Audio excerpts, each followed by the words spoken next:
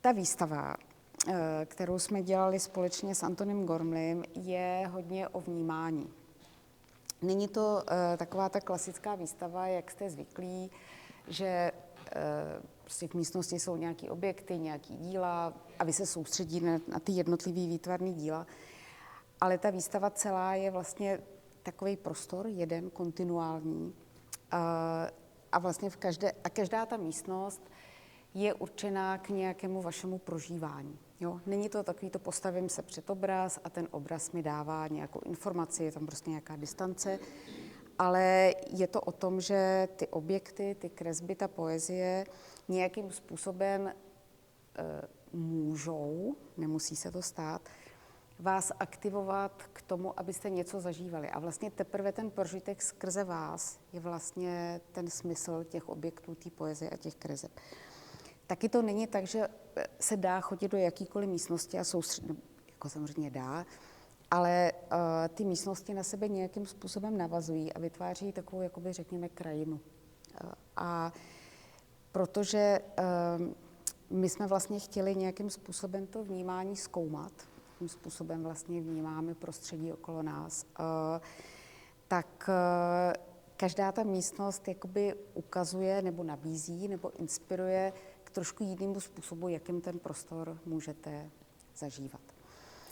My jsme s Antonem navázali na spolupráci nad knížkou Gravitační pole nevyslovitelného, kterou tamhle, myslím, leží na těch krajích té lavice. Ale samozřejmě ta výstava ji doplňuje o ten rozměr toho skutečného fyzického prostoru. A ta knížka vycházela z toho, že jsme si společně říkali, že máme takový jako podobný přístup k tomu, že všichni vlastně hledáme nějakou podstatu všeho. Hledají fyzici, hledají filozofové, hledají umělci, ale ta skutečná podstata, nebo já mám takovou představu, že jako ty věci mají nějaký střed, tu podstatu, pak je nějaký viditelný tvar, to je prostě můj obrys a ta lavice a to, co vidíme okolo sebe, a pak je nějaký horizont, ke kterému se vlastně věci vztahují. A to, na co se normálně soustředujeme, jako ten viditelný tvar, to, co vlastně je to, co si myslíme, že je ten svět, tak to si myslím, jako, že vypovídá o něm úplně nejmíň. A ta naše knížka je vlastně o tom, že říkáme, ta podstata, ten střed, ani ten horizont nejdou popsat slovy, nejdou namalovat v rámci výtvarného umění, nejdou přehodit do čísel, nejdou vyargumentovat filozofickými argumenty, ale to, co můžeme dělat, je, že se k ním nějak přibližujeme. A ty stopy toho hledání, toho přibližování, tak o tom je ta knížka. My jsme tam udělali 5 kapitol, ty jsou obkružování, prolínání, překrývání, křížení, teď nevím tu 5. A všechno jsou to prostě nějaký způsoby kroužení, nabližování se k té podstatě. Takže je to zaznamenávání těch stop těma kresbama, tou poezí a v případě výstavy vlastně i těma fyzickým prostorem, těma objektama.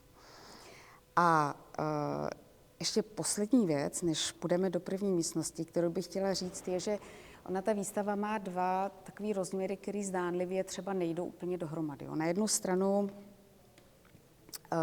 je možný skrz ní procházet opravdu jenom jako vystavit se zážitku, nepřemýšlet, nedávat do nějakých jako moc rozumových souvislostí, opravdu se tomu jenom vystavit a zkoumat třeba trošku sama sebe, co se mnou to prostředí, ty texty, ty kresby, ty sochy dělají.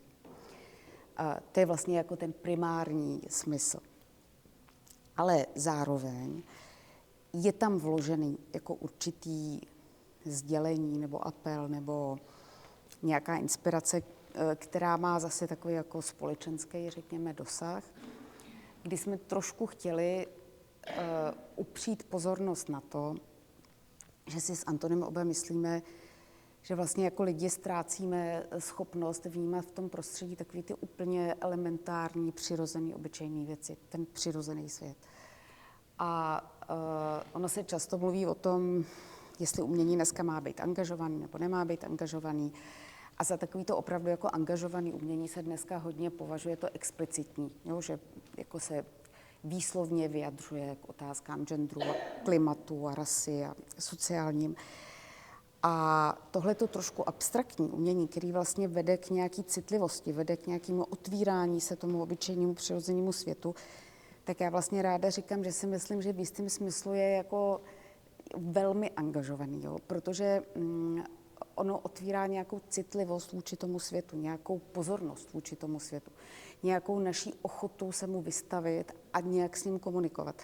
A podle mě to jako je v základu potom těch ideologií, jo? Že než se rozhodnu, že se přikloním k nějaký ideologii, k tématu klimatu, genderu a tak dále a budu aktivní, tak si myslím, že to musím procítit.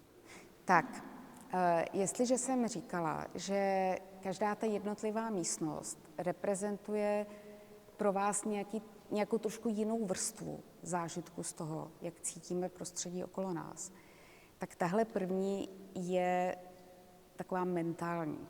Jo.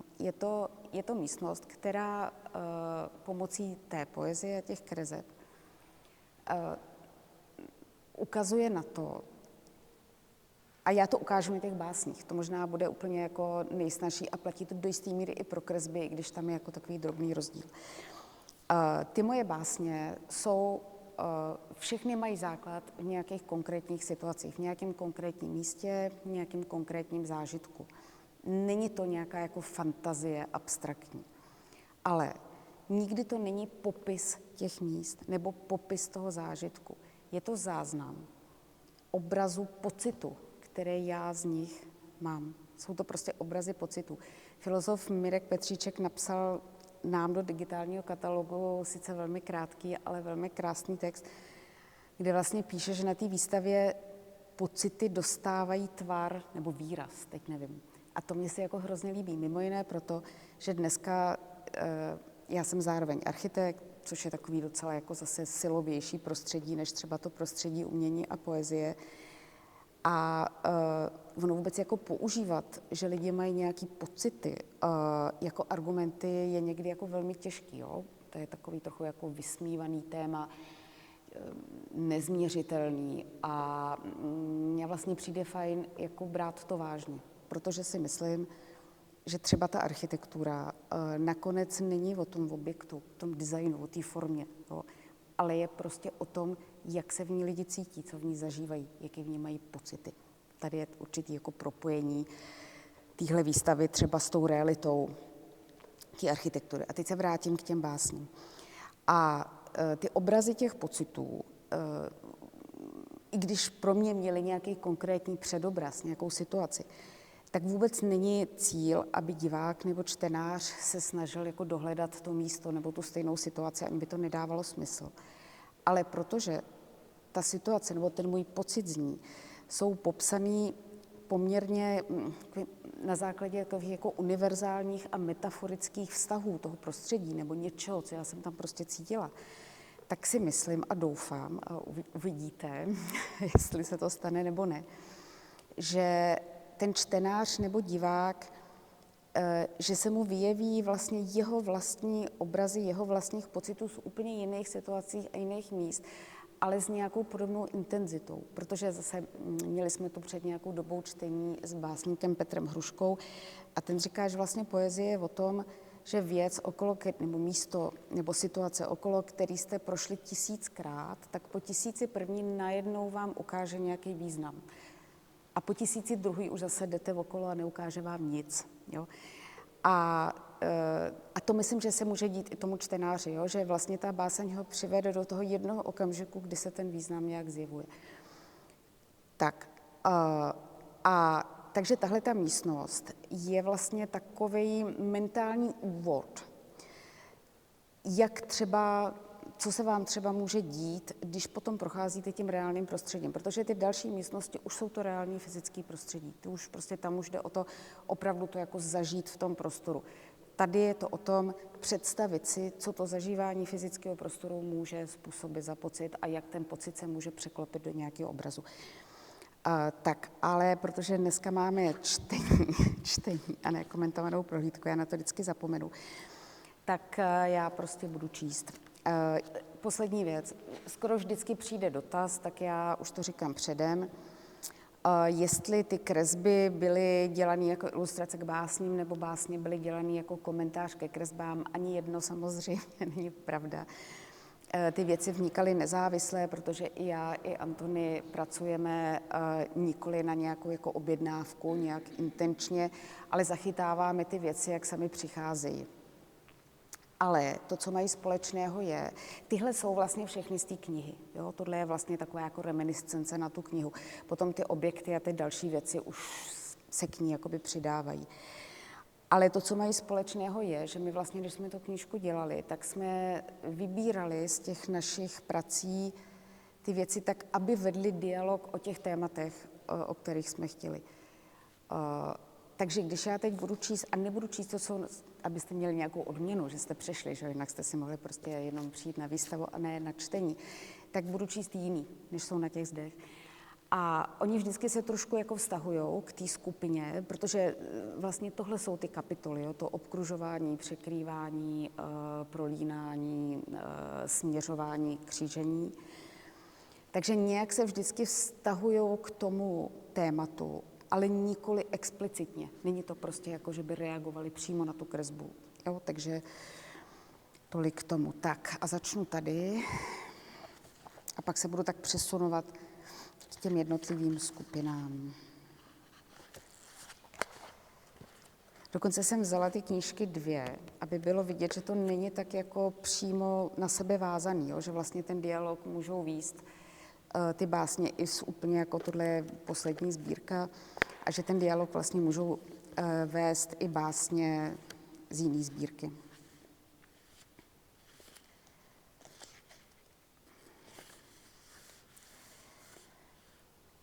Ještě dělali jsme tu knížku v covidu, jo, a já vlastně jako skoro nikdy nedávám klíč k těm básním, ale ten covid je jediný, který trošku dávám.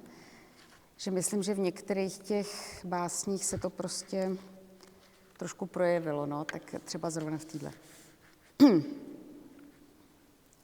Zase nad námi krouží křídlo, bez očí, smetá, aniž vidí duše.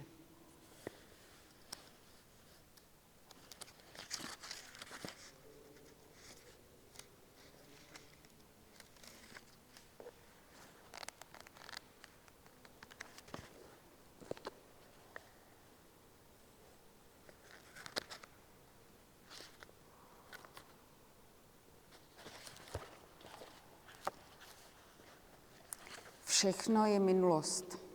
Vítr marně pročesává větve a slídí ve spadaném listí. Okenice odmítají dovření. A těla posledních hříbků jsou panensky bílá navzdory předzimí. Minulost vtočená do letokruhů. Vykroužená vírem ze dna očí staré ženy. Ještě jedna covidová. Z chvíle na chvíli zbaveni všech zdánlivých, opěrných konstrukcí bytí, úchytů, obrysů, spojení. Náhle jsme jen vířící zrnka prachu, jež hledají pevnost pod povrchem světa k zachycení a v sobě jádro tíhy k zakotvení. Najít v sobě menhir, nebo alespoň obyčejný kámen, bod setrvání i v pohybu, bod místa, úběžník všech cest, bod času, teď, stále, bod významu, jeden, veškerý, jako kůň v tíze setrvání, jako pták strnulý v letu, jako vlk v paměti divokosti. Je mě slyšet? I dozadu? Ne úplně, že? Já zkusím ještě víc, no, ale zkusím ještě křičet.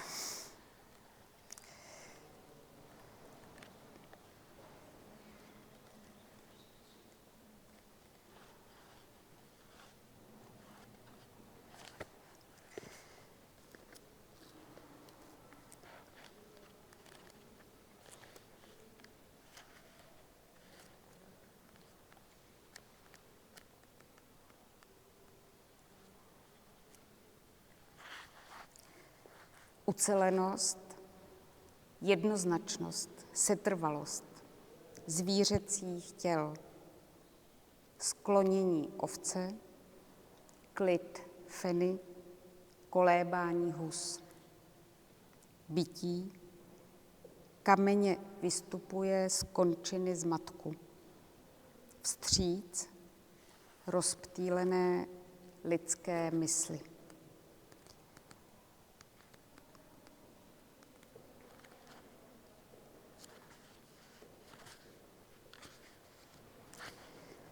Vstoupit do cesty bystřině a cítit v zádech zurčení vlastního odcházení.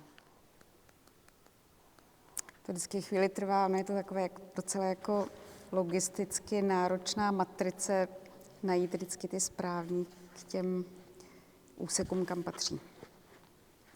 Přiložit vrásky tváře ke kůře stromu a cítit hladkost jádra, rýhy dlaně k čeřinám vody a pochopit plynutí, žíly ruky k arteriím skal a vnímat ostří tepu. Tolik spadlého peří, tolik křídel leží ladem na pláních. Rozvířit závěj, vložit ruce a vzlétnout. Upsat se chladu. Konejšivé teplo znamená pád.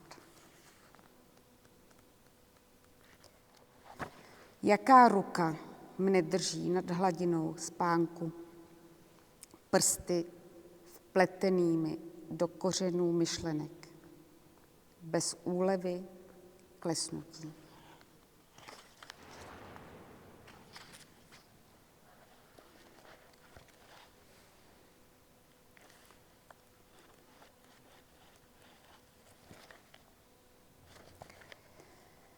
Všechny role vody. Být jezerem, rosou, deštěm, řekou, ledem, mlhou, měkkostí bláta, mízou stovolů, tíží oblak, černý tůně, bělostí sněhu, červení krve, zanikat v ohni, rodit se v pláči a přitom dokázat zůstat svou podstatou, průzračností, vláhou, plynutím.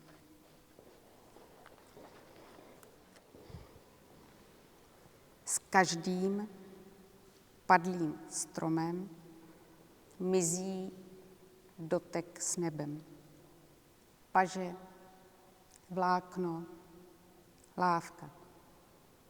S každým mizí jedna vertikála.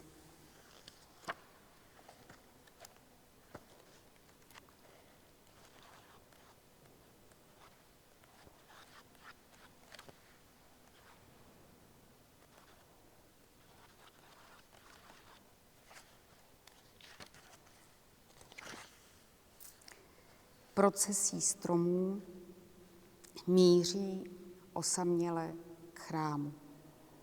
Alej bez poutníků, elegie obzoru. A poslední tady. Poslední list na hrotu větve chce být ptákem, mračnem, planetkou, bude zemí. Zůstane ale černou hvězdou touhy na sítnici. Kdyby hrany města obrostly mechem, bystřiny zalily nánosy ulic, mlha zakryla nežádaná slova, světlo rozevřelo neprostupnost hmot, větve prorostly obzor volností, vítr odvál vše zbytečné, pak by snad bylo možné vložit do něj živoucí tělo. Tak já tedy zase řeknu jak velmi krátce k tomu dílu nebo k té místnosti. Tady vlastně jsme se posunuli z toho mentálního světa, z těch obrazů našich pocitů ze prostředí toho fyzického prostředí. Ty kruhy. Může v nich člověk najít desítky významů, desítky. Já řeknu pár, které jsou třeba blízko mému vnímání, částečně samozřejmě i výkladu Antonyho. A možná i to, jakou roli hrajou v tom celku výstavy. V tom našem uvažování, jak možná malinko třeba vyplynulo z té poezie nebo z těch kreseb, o kterých jsem ještě nic neřekla, řeknu to potom v další místnosti, velkou důležitost mají vztahy. Já dokonce i v té architektuře mám někdy takovou představu, že ty vztahy jsou důležitější než ty objekty samy. Když to jako bych měla předvíst hodně polopaticky, tak máme objekty a ty objekty mezi sebou vytvářejí nějaký vztah. A já si někdy představuji, jako kdyby v tom okamžiku, kdy by oni vytvořili tu energii, to něco mezi sebou v tom prázdném prostoru prostě zmizely a zůstala jenom ta energie toho vztahu, která pro mě do jisté míry je možná významnější než ty objekty samy. A trošku tak uvažuji o té architektuře. A tady ty kruhy si podle mě můžeme mimo jiné třeba představit jako takový stělesnění nebo metaforu oboje, vztahu tady v té místnosti a to vztahu mezi tou architekturou samotnou. Jo? To, jak vlastně ty stěny se svírají, to, jak je nějak zaklenuje ten strop, to, jakým způsobem se otvírá vlastně přes ten prosklený strop někam do světla, do velkého prostoru. Ale zároveň samozřejmě do toho vstupujete vy, vstupujeme do toho my, nějakým svým pohybem, který taky vytváří tady nějaký napětí, nějaký vztahy. A myslím, že docela dobře si tady, jednou mi to tady vlastně jeden pán hrozně hezky o tom sám mluvil, když se ptal, jestli vlastně něco takového, vlastně mi tím trochu i jako nahrál, jestli něco takového je v tom reálném světě okolo nás, jo? Co nás nutí trošku se podle toho hejbat nebo nějakým způsobem na to reagovat. No samozřejmě je všechno to fyzické prostředí, všechna architektura, ale i příroda. I když si to vůbec neuvědomujeme, protože to není taková bariéra jako tady. Tady se samozřejmě jako uvědomujeme, že nás to nutí se naklánět a nutí nás to prostě dělat takový až taneční, záměrně až taneční pohyby. Ale v tom běžném životě si to tolik neuvědomujeme, ale je to tak. Jo? To prostředí nás nějak stísňuje, nějak nás popohání, nějak nás rozevírá, nějak nás zpomaluje. Vlastně má na nás obrovský vliv. A takže vlastně můžeme si představit, že i s náma dělá něco takovýhodle, jo? Takovýhle prostě, že to je i stopa toho, jak nás prostředí determinuje v dobrým i v špatným. Tak a budu zase číst. Dostat příležitost jako varhaník v prázdném chrámu rozeznít klenby světa. I duše těl sevřených v rámech obrazů a neváhat dotknout se kláves.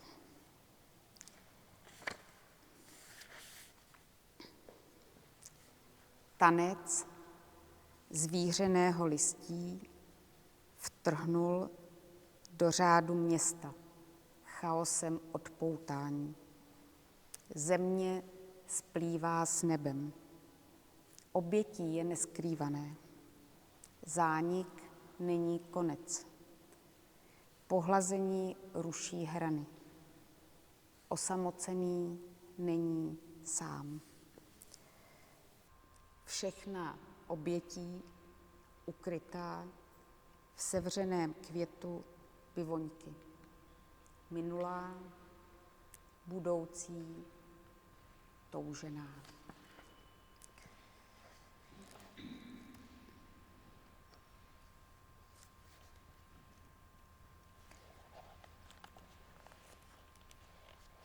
Keř, tak dychtivě kvetoucí, že musel být svázán proti rozlomení.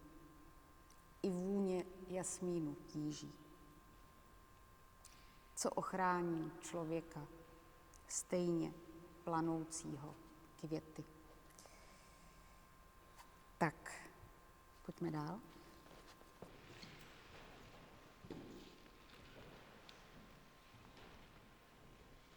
V té krajině, té cestě, kterou procházíme, kterou jsme se tady snažili vytvořit, tak jsou vlastně 3 taková vydechnutí těch mentálních pocitů, těch mentálních obrazů, vždycky po těch fyzických, jakoby těžších zážitcích. Tohle je druhý a potom bude poslední, třetí. Je to o tom vždycky zase se zastavit po tom vlastně fyzickém zážitku a zkusit si uvědomit zase ten princip, na jakým vzniká ten mentální obraz. Já to říkám taky až jako vědecky skoro, že jako bychom to zkoumali. To ne. Je to jenom nějaká inspirace toho, co se děje nám, mně, třeba Antonimu, a snaha to předat. Předat to, prostě inspirovat. Není to žádná objektivní pravda. Já jsem slíbila, že ještě něco řeknu k těm Antonyho kresbám. Jsou to taky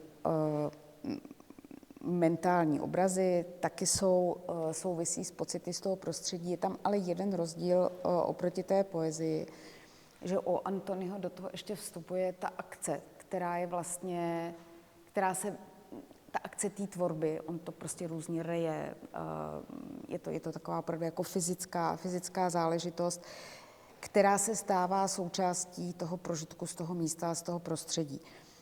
Takže je to vlastně jako bezprostředně i v tom otištěný vlastně v tom fyzickém díle. U mě je to samozřejmě tak, že ta báseň, já to mám tak, že mně se prostě ukáže už většinou v tom okamžiku a v tom místě jako taková hotová linie z těch slov, jako kdyby ty slova ji prostě nakreslili, ale obvykle to není chvíle, kdy bych ji mohla napsat, takže si to musím zapamatovat. A ten fyzický akt potom toho zaznamenání a třeba nějakého dohledání jako těch přesných slov je vlastně už jako ex post, tak to je jako trošku rozdíl od těch kreseb. Já než tady přečtu pár básní, které se vztahují k těm kresbám nebo k tomu vlastně k té atmosféře, která je tady, tak zároveň řeknu něco i o další místnosti, protože tam je tma a číst tam nebudu a budete tam sami, takže to řeknu tady. A jestliže ta předešlá místnost toho fyzického zážitku odkazovala například k soustředění se na vztahy, které mezi sebou vytvářejí objekty v prostředí, tak ta minulá se jmenuje Orbit Field, to jsem nezmínila, ta následující instalace, která se jmenuje Breathing Room, tak například by se dalo říct, že zase upozorňuje na téma vymezení prostoru, hranic prostoru. To téma hranic prostoru je pro Antonyho, řekla bych, jako jedna ze stěžejních linií, kterou se zabývá vlastně celoživotně ve své tvorbě. A on vlastně začíná osahávání těch hranic mezi vnitřkem těla, vnějškem těla, tělem a vnějším prostředím s tím, že teda si rozhodně nemyslí, že třeba hranice mezi vnitřkem našeho těla a vnějškem je ta kůže, to oblečení, ten povrch. Pro ně je to právě něco úplně jiného. A mě to potom zajímá zase ještě dál naše vztahování se k tomu prostoru, vymezení hranic těch objektů vůči sobě až někam k horizontu. Ale samozřejmě, že to zase není tak jednoduchý, že ty hranice prostě nejsou jenom tady ta linie podlahy, linie stěny a linie stropu, ale můžou být vymezený třeba světlem, můžou být vymezený zvukem, můžou být vymezený taky mentálně. Každý z vás cítí svoji hranici vůči druhému někde jinde mentálně. A ona je někde ve fyzickém prostoru, ale to vymezení není fyzickým prostorem. A to vymezení může být třeba gestem. Jo, já mám moc ráda, Antony má velké množství takových těch litinových soch, kdo ho trochu sleduje, tak je bude znát, který rozmísťuje různě do krajiny, do města. Jsou to odlitky jeho těla, takže jsou v životní velikosti. A některý z nich třeba stojí prostě na tom břehu toho moře a jenom takhle ukazují rukou. Jo. A pro mě třeba to gesto té ruky znamená, že ta hranice je tam, kam ta ruka ukazuje. To je ta čára, to vymezení, to, co vlastně ta socha jako ukazuje za ten prostor. A ta další místnost je o takovém jako znejistění, přemýšlet o tom, co vlastně tam ten objekt vytváří, co tam ty hranice vymezuje. Nebojte se vstoupit dovnitř toho objektu. Jo? Ono to trošku jako vypadá, že člověk by chtěl obcházet, ale právě žádoucí jeho projít. Tak a teď teda přečtu nějakou poezii tady k té místnosti, ale už rovnou i k té další. Vás trošku naladím a potom počkám v té další místnosti. Takže tady k té.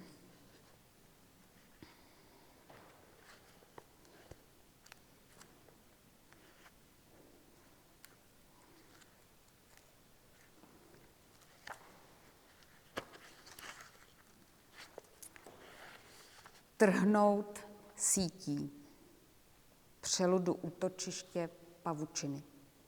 Jedním, rázním, vzepětím myšlenky. Alespoň dnes.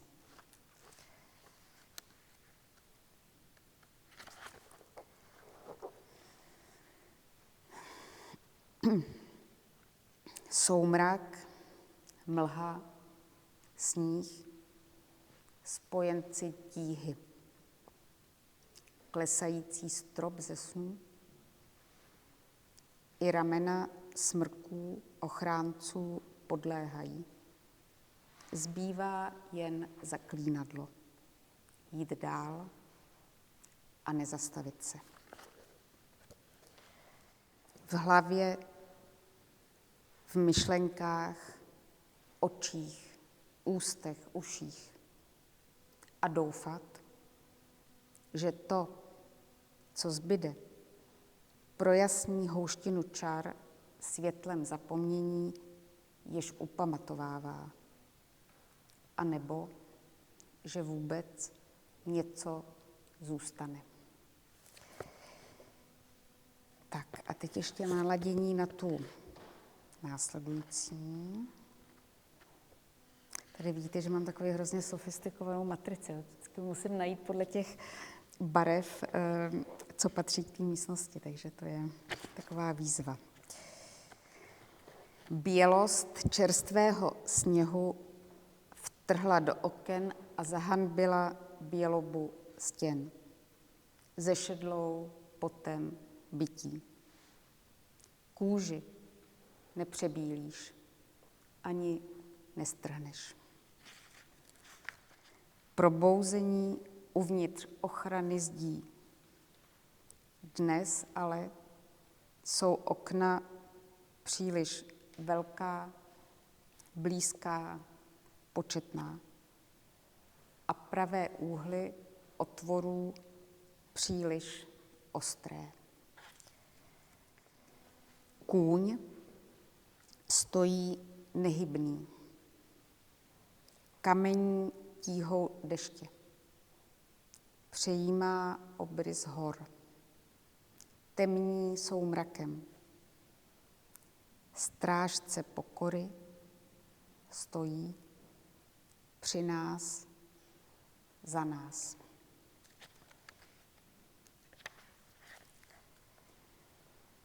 Kra, určením dávno daná, jen jizva budoucího odtržení stále přepisuje tvar mohutný a zmenšuje zbylé území. Tak, počkám na vás v další místnosti.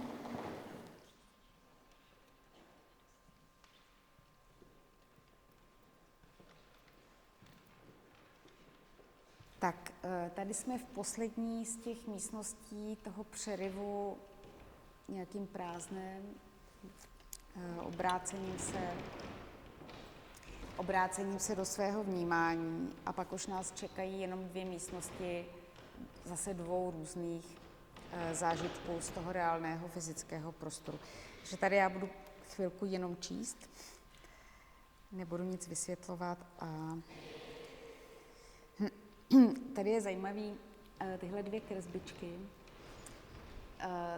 nejsou v té knize a tak zdánlivě jako se vymykají trošku tomu stylu těch kreseb vlastně v celé té výstavě. A já, když jsem si připravovala ty básně i z těch různých jiných knih, které jako mě rezonují vlastně s tím, co mi říkají ty kresby, tak k ním jako jsem jich našla nejvíc, což je vlastně zajímavé.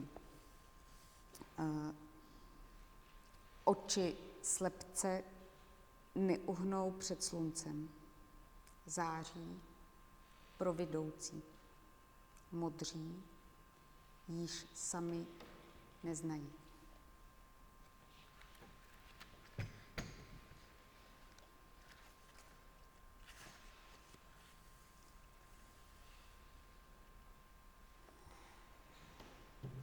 Krůpěje jeřabin potřísnili plátno bezmeznosti léta.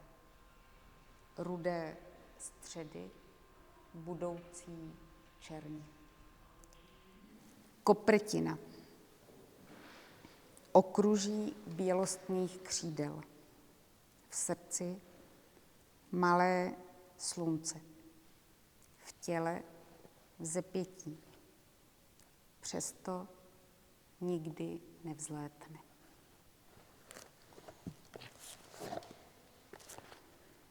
V noci Perseid pozoruji svoji jednu hvězdu a doufám, že nespadne. Kámen spočívá v hebkém důlku, jako zaječí mládě.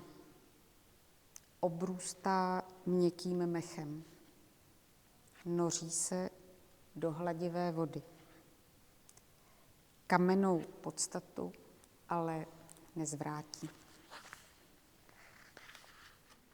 Tělo schoulené na zápraží noci konečně přináleží k tomuto společenství stromů, kamenů, zvěře. V soumraku zavinutí do sebe neproniknutelně scelení tmou. Poprosím vás dál.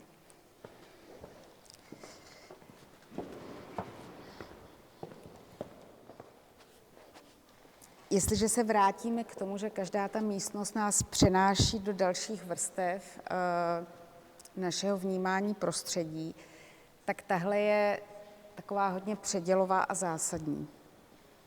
Tady totiž, zatímco v těch 2 předešlých s těmi fyzickými objekty jsme byli soustředění na ty objekty samotné hlavně, na to fyzické prostředí, tak tady najednou se ta pozornost přenáší na nás. Ty objekty lze vnímat jako postavy, mají i nějaký metaforický základ v postavě. Antony v nich zkoumá vnitřní prostor těla, zase jeho hranice, jeho interakci s tím okolním prostorem nějakou temnotu, nějakou tíži, ale zároveň vlastně v tom vrstvení nějakou schopnost otvírat se tomu okolí. Ta místnost má název Překrývání, vlastně podle kapitol té knihy, a taky by se mohla jmenovat Křížení, ale to se jmenuje ta další. A vlastně nám říká, že ten nejdůležitější bod toho zkoumání, nebo toho vystavení se tomu, jak vnímáme prostředí, jsme my sami. Že vlastně to prostředí se opravdu koncentruje, vrství, překrývá právě v tom našem vnímání, v tom našem vědomí, v tom našem obrazu těch pocitů, v tom, jak my ho chápeme. A je tu ještě jeden moment, že jsme to my jako jednotlivci, samozřejmě tady je ten kříž, ale zároveň tím, že je tady vlastně ta řada, tak si můžeme představit, že ty vrstvy ještě se vrství mezi sebou, jo? Že vlastně k nějakému stlačení, křížení, překrývání, to znamená k nějakému koncentrování ještě jednoho středu, nejenom toho, co máme ve vlastní hlavě, je ten střed toho vrstvení a křížení mezi těma vašima myslimi dohromady. Nás všech tady dohromady, nebo potom za zdmi galerie už neomezeně. Takže prostě najednou jsme se vrátili k sobě. To není nějaký jako antropocentrický pohled, jo? To je o něčem jiném. To je vlastně o tom, že pokud se snažíme sami navázat nějaký kontakt se světem, v kterém žijeme, a i se svým vlastním vnitřkem,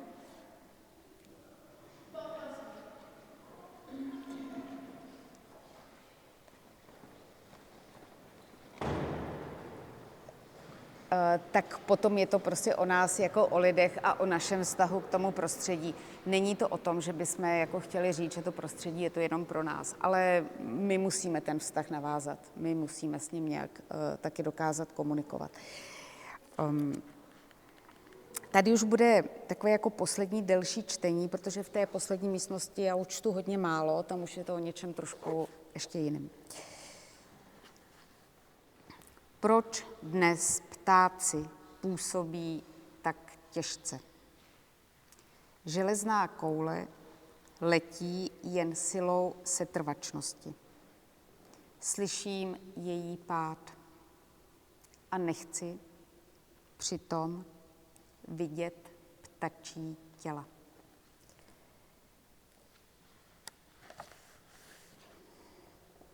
Mlčení, úplné, plné ze středu. Řeka, zalknutá vodou, zakřiklý křik. Báseň na hraně oněmění. Stud slov míří ke skalnatému květu.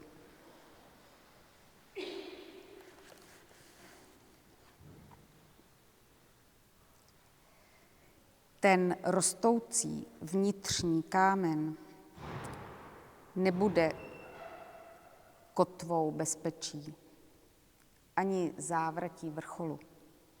Bude bludným balvanem pevnosti na cestě osamění, svobodou tíhy.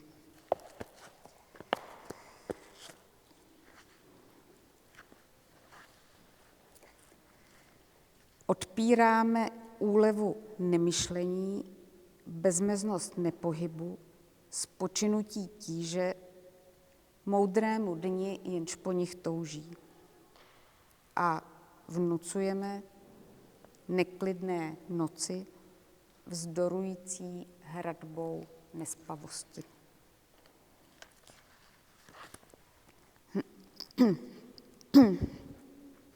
Masa tmy stlačuje čas, vytěsňuje prostor, zaléhá mysl. Ani stěny ji nezastaví.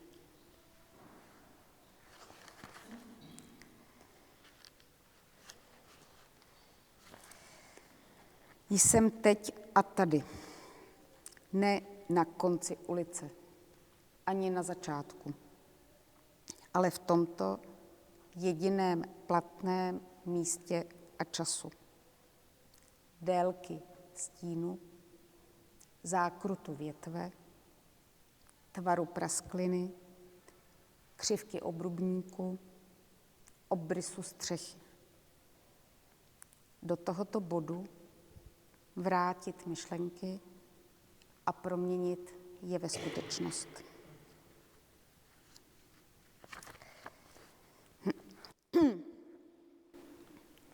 Uchráněné prázdno neprostupnosti, jezera, nebe, kamene.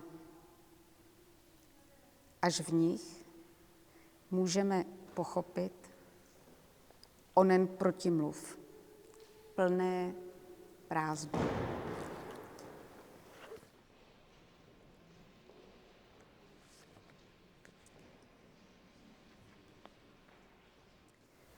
Tak, jsme v poslední místnosti, která završuje tu výstavu něčím, co jsem trošku naznačila na začátku, že celou dobu tady v galerii pomocí poezie, kreseb a objektů jsme mohli prožívat takovým trošku jakoby vlastně ale umělým, abstraktním způsobem způsoby, jak vnímáme prostředí. Mohli jsme díky tomu, že ty objekty jsou oproštěný vlastně na úplně elementární vztahy, na elementární tvary, na elementární vlastnosti, tak jsme snad mohli trošku cítit to, co jsme chtěli, v čem spočívají ty přirozené vlastnosti. V tíze, v měkkosti, v otevřenosti, v ostrosti a tak dále. A asi pro mě jedna z takových jako nejzákladnějších vlastností toho prostředí, ale i nás, je vertikála a horizontála. Samozřejmě, že tu horizontálu i tu vertikálu tady můžeme asi vnímat ve dvou jako nabízejících se a zásadních rovinách metafyzicky, ve všech významech náboženských, filozofických a tak dále, ale právě i v tom významu, jakou roli hraje vlastně v tom prostředí okolo nás. Já mám třeba někdy takovou představu zase, že dokážu vidět v architektuře, ale i v budově, ale i na ulici, koneckonců i v přírodě, ve všem, buď to jenom vertikálu, nebo jenom horizontálu. A že vlastně všechno ostatní, oblouk, šikmina, cokoliv, v jistém smyslu se kloní k tomu být vertikálu, nebo se kloní k tomu být horizontálu. O tom taky bude ta závěrečná báseň. Ale vrátím se k tomu vztahu mezi galerií a tím každodenním světem. Takže to, co vlastně tady jsme nějakým způsobem teď chvíli prožívali v tom víceméně umělém prostředí galerie a možná nám to umožnilo opravdu jako vidět ty věci očištěný, ty elementární, ty přirozený, tak ale v tom ten smysl nebyl. Ten smysl byl v tom, uvědomit si, inspirovat se, zamyslet se, prožít, procítit něco, co jsme potom schopni přenést si ven z té galerie a zažívat to, vnímat to, vidět to, cítit to, myslet to v tom každodenním obyčejném světě, nejenom v tom krásném, ale i v tom vošklivém. Prostě v tramvaji, když jdu do práce, prostě opustím Rudolfínum a třeba tam něco z toho zůstane. Já tady ráda, tohle už je opravdu jako, je to vlastně poslední moje čtení a poslední komentovaná prohlídka, ale bylo jich mnoho. A ve všech těch předminulých jsem hrozně ráda opakovala historku z toho prvního, z té první komentované prohlídky, kdy jeden z návštěvníků byl Benedikt Mohelník, vlastně taková hlava Dominikánů, který je můj přítel, a já jsem tady stála a říkala jsem, tak a tady prostě ta horizontála, včetně toho gesta, vám teď říká jděte. A teď jsem jako cítila, jak mu fušuju do řemesla vlastně v tom gestu jděte v pokoji, že jo, jděte. A on se tak strašně smál a tak to vlastně vždycky zopakuju. Takže přečtu poslední báseň a jděte. Tak. Příkrov sněhu rozdělil svět. Bělost horizontál, čerň vertikál a nerozhodnost šikmin. Tady člověk vidí, musí být vertikálou. Jděte. Kdyby někdo chtěl, budu ještě chvilku v té čítárně a kdyby se někdo chtěl na něco zeptat, tak ráda ještě chviličku mám čas. Děkuji vám, že jste přišli.